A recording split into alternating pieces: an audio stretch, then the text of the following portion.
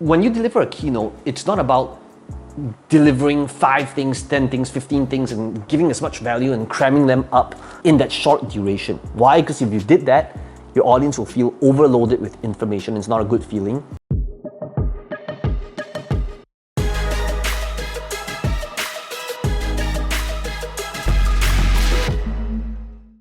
So in about 3 weeks from now, I'm going to be speaking at Funnel Hacking Live. And the truth is, I haven't prepared anything yet. And I thought, rather than just doing it behind the scenes, why not show you guys behind the scenes to how I'm prepping for it, as I'm prepping for it, to walk you through how to create and deliver an epic keynote speech. So the last time I spoke at Funnel Hacking Live, it has been about 3 years, that was in 2018. And Russell texted me and he said, he wanted me to deliver a topic on what I've been doing with that specific funnel ever since I launched this multi-million-dollar funnel at Funnel Hacking Live. So today I want to be able to walk you through my thought process in terms of some of the methodologies and my train of thought when it comes to delivering a speech. So whether you want to deliver a keynote that's 30 minutes long, 90 minutes long, I want to walk you through the actual steps, actual steps when it comes to delivering a speech. So number one, notice what I just did. In fact, what I just did was, in some people's eyes, would be considered a mistake, right? And delivering an epic speech is not about having a script where you have to follow the script and everything has got to be word by word.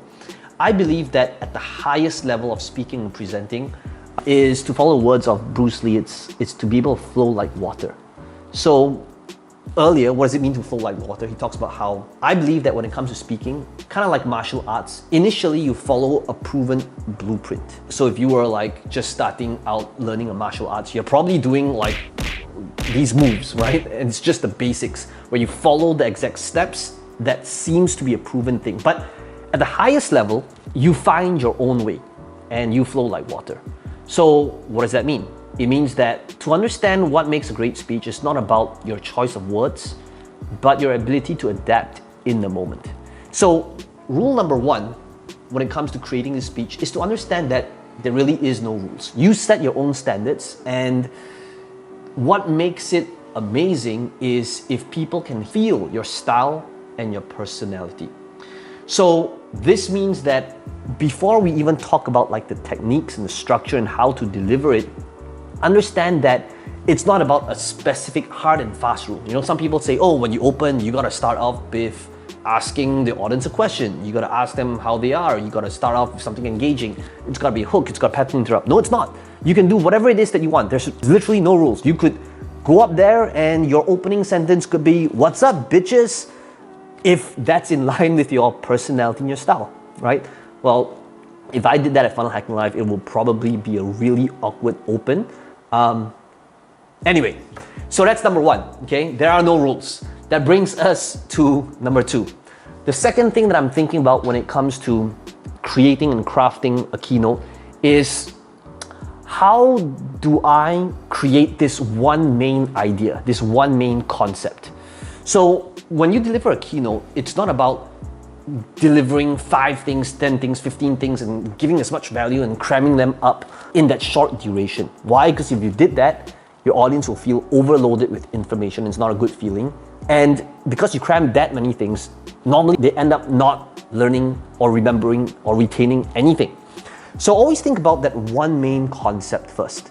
So like, for example, in 2018, my main concept was about multiplying content, creating one video and creating a process so that one video can be multiplied into many different platforms, right? That was the one main idea or concept.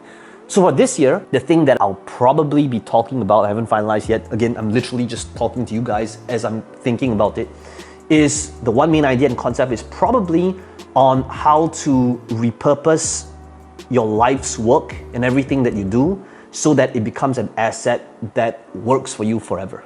Okay, that's probably the working concept in my mind right now. But the whole goal here is to make sure you have one main idea, one main concept, and everything else that you do in that keynote supports that one main idea. So that way, you have that umbrella and everything sits under that umbrella and it contributes to the main theme.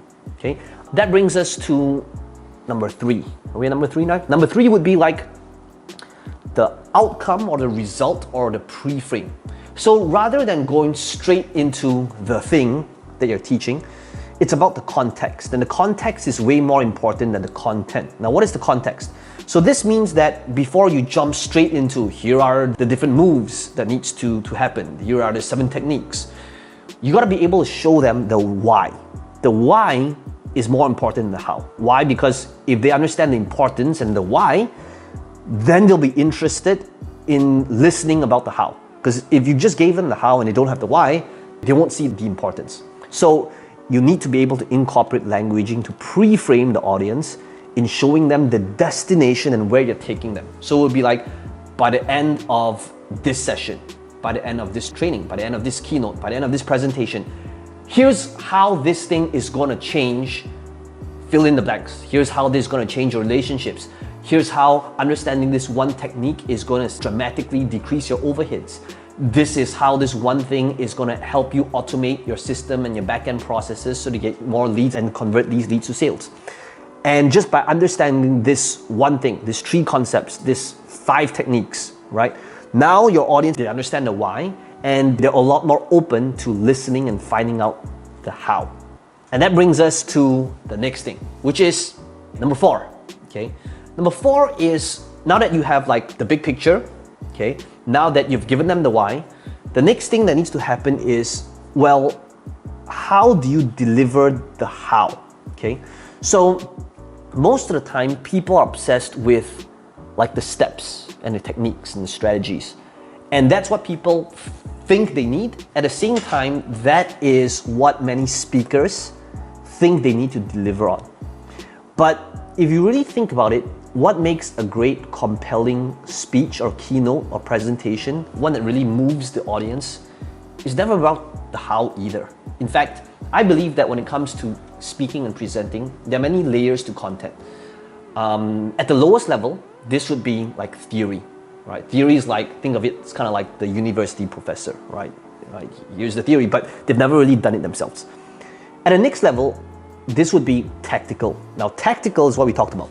It's the how, right? It's the steps. But we gotta understand that the how is never going to be enough to get a person results. Now, why is that? In fact, this is a question that my mom asked me many years ago. She said, June, which is what she calls me, she said, if making money online was that simple, then why isn't everybody successful doing this? And I said, well, Mom, just because they know the how doesn't mean that they'll go do it. And she said, that's ridiculous, right? Doesn't even make sense. If somebody knows the how, of course they'll go do it. It's just that they don't know the how. And the example I gave her, I mean, I thought about that, it made a lot of sense. But what I thought about was, well, if you think about like health and fitness and weight loss, probably everybody wants to be healthy and fit, and everybody wants to look good naked, right? There isn't a single person on earth that wants to be sick or bedridden, right? Everybody wants to be healthy and fit. But the question is then, why is it that probably 99% of the world's population is not in their ideal body shape? Because if you think about the how is just, well, eat right and exercise consistently. That's it. It's a 2-step process, right? But if it's a 2-step process and everybody knows the how, why doesn't everybody have the result? It's not because they don't know the how. And that's where the 3rd layer of content comes in. And that is transformation. How do you create and deliver transformational content? So it's not about a how. The transformational part, the aspect of your speech or keynote that truly moves the audience, is when you can change their mindset or their belief or their attitude and how they think about that specific thing or topic, right? So if it's about fitness and weight loss, it's not about, well, every day you gotta cut out carbs and exercise and do cardio 30 minutes a day, right? Because yeah, I mean, that's the how. But what's gonna be really delivering this point at the highest level or the deepest level? Weird. Think about it. It's both the highest level and as well as the deepest level. It's both. Anyway, but I digress. So if you think about this, it means that to truly move your audience, how can you change the way they think about it, right?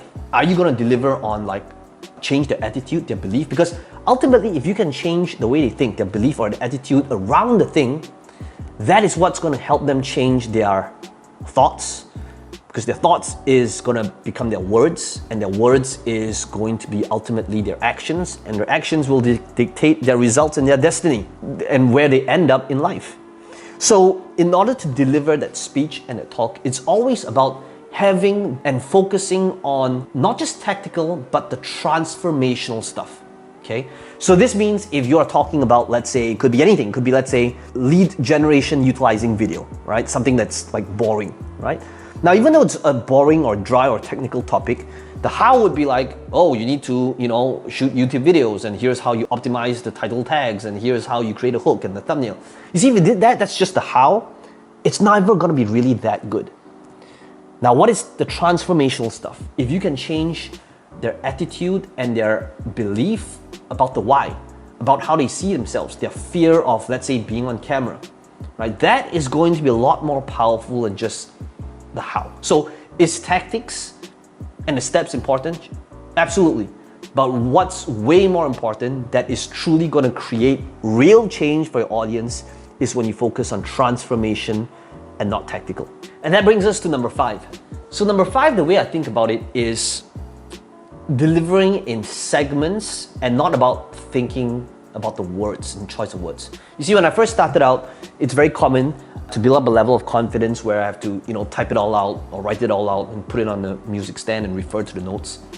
But to truly create a really good speech, you can't have notes. And your choice of words is now about delivering it so that you're not thinking about what to say, but how to say it.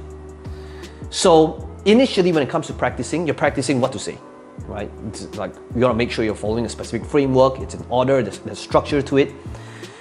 But I remember one of my friends who's a stand-up comedian, he told me this. He said, somebody that's really good in stand-up, they're not thinking about the words. In fact, his example to me was my friend Douglas Lim, who said, if you take a comic and you could be putting him in a MMA chokehold, and he said you could be beating that person up.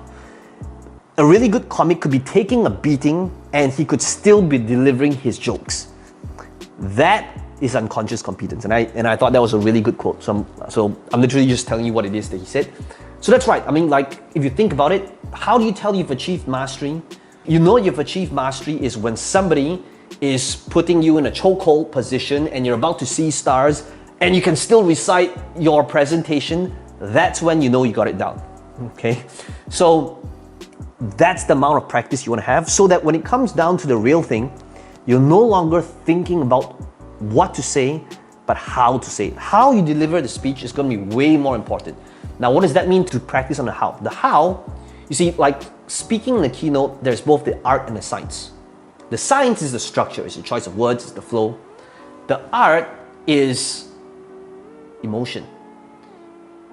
Utilizing pauses. To know when to be loud, excited, fast. To be soft. And having this variation in your tonality, that's the how, right? You think about like any stand-up comedian, right? I could give you the script and give you exactly the words to say, but you're not gonna say it the exact same way, and it's not gonna be as funny as the actual stand-up comedian who delivers it. Why? Because it's not about what to say, but how to say it. So what you wanna practice next is once you have the idea, the big picture up, once you have the framework, and once you have the chunks out, and once you have that balance between transformational and tactical and focusing on more on transformational stuff, then the next thing you're gonna think about is, well, how am I gonna deliver it? And one of the things that I realized to really help you, prompt you with the choice of words is to first begin with the emotion, the feeling. So this means try to relive that moment of that story, of that thing that you're telling them. And again, rather than focusing on words, focus on reliving that moment. Start off with that feeling. If it was a happy feeling, if it was something that was sad, and relive that moment again. Because once you realize that if you begin with emotion, you'll find your choice of words a whole lot easier. And that brings us to the final segment. What are we at? Number 7? Number 7 would be the close. Now the close is, if you think about like, how do you have that epic ending, whether it's a standing ovation or whether, you have this epic mic drop moment. The way I think about it is how, think about like, I'm gonna draw the example of, stand-up comedians again. How stand-up comedians usually end their show is this epic joke that's usually related to some sort of joke or story that they told earlier in the presentation, right? And I think about delivering a keynote the same way. I'm thinking about how can I end it with something memorable that ties back in with what happened earlier in the presentation. And if you can do that with something memorable, something funny, something meaningful, that is what makes that amazing speech, or that's what enables you to get that standing ovation. So the way to think about that is, how can I end it with this mic drop moment that ties in what it is that you presented so that you'll be able to have that epic ending. Hey, I hope this helped. That's pretty much what I'm working on. I haven't started yet and I'm a pretty last minute person. So if you're at Funnel Hacking Live, I hope to see you there and you will see my speech pretty much utilizing this format. Hope you learned something today. Let me know in the comments below what are some of your biggest takeaways. And as always, if you enjoyed this video, slap the like button, subscribe to the channel for more videos just like this one.